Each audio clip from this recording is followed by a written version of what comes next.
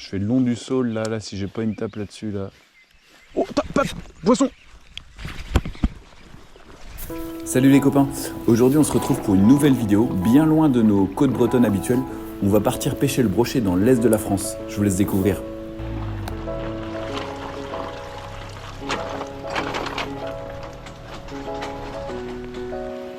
Aujourd'hui on se retrouve donc sur un lac de barrage à la limite de la frontière suisse. La pièce d'eau est immense, on va voir comment on l'appréhende, mais l'idée ce serait de commencer par pêcher la zone proche de la retenue d'eau, là où il y a le plus de profondeur, puis de progressivement s'enfoncer dans le lac. Il y a carrément du poisson là. Même ceux-là, t'as vu là? Ça c'est entre deux eaux. C'est-à-dire que ça s'active. Ok. Bon écoute Jean-Marie, allez. Je suis en compagnie de mon frère, et c'est lui qui va nous guider durant cette journée.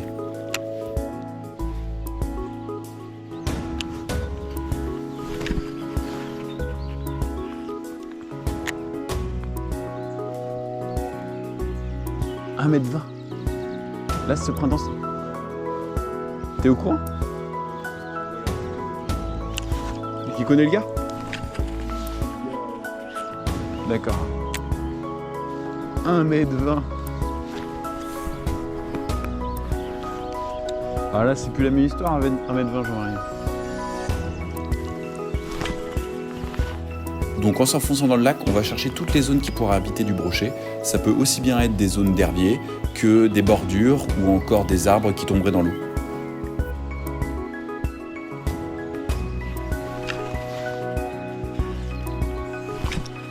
Poisson? Tu l'as fait là? Il est où? Épuisette ou pas? Arrête, c'est quoi? T'as harponné? T'as harponné une brème? Mais qu'est-ce qu'elle fout? Elle va te pourrir le bateau. Premier poisson, on a réussi à faire une brème avant un brochet. Ah Jean-Marie, punaise. Ah c'est aberrant en vrai.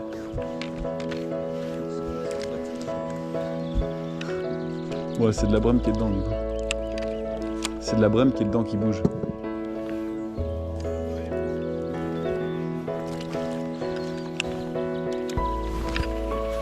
Ah oui, c'était pas vraiment harponné. Hein. Ouais, attends.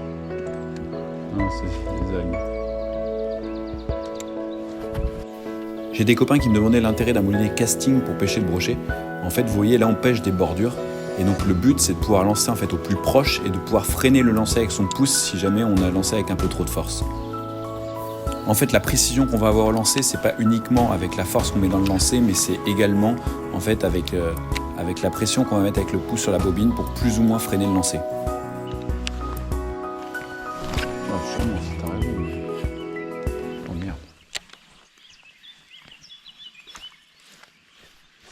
Je fais le long du saule là, si j'ai pas une tape là-dessus là. Oh, paf, poisson! Ouais. Oh, je t'avais dit, je l'ai senti. Je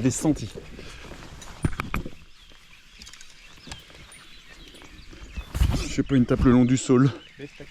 Ouais, t'inquiète. Enfin, punaise. Enfin, mon Dieu. Oh, cette chandelle qui m'a fait. Oh, la chandelle, c'est pas un gros, mais... Tiens, épuisette.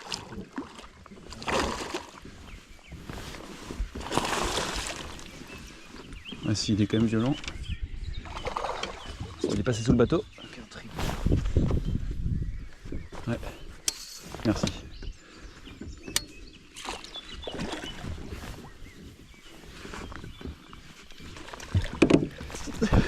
On n'est pas capot. Allez, enfin. Ah bien joué, tu vas l'avoir. Ah bien joué. Super. Tiens, je te file, donne-moi. Hop. Hop.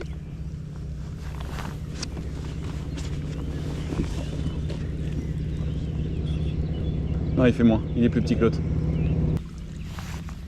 T'es à 0 là? Ah mais c'est bon, je suis à 0. 70. 70? Ouais. Mais il est moins épais en fait. Bah, moi, elle est épais. Hop là.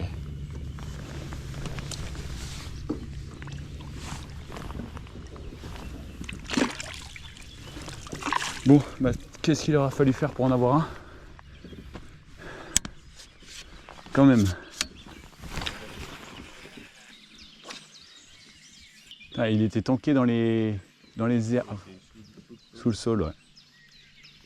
Sous le sol, le pépère. Donc c'est un poisson que j'ai pris au Dunkel de chez Ilex en 17 cm, 64 grammes coloris perche. Ce qui est top avec ce leurre, c'est qu'il est relativement lourd, donc on le lance relativement bien. Mais l'âme à l'intérieur, elle, est flottante, ce qui permet en fait au leurre d'évoluer juste sous la surface, au-dessus des herbiers. Et si on avait besoin par exemple de pêcher plus profond, le leurre en fait dispose d'attaches sur lesquelles on peut très bien mettre des plombs grenades pour l'alourdir.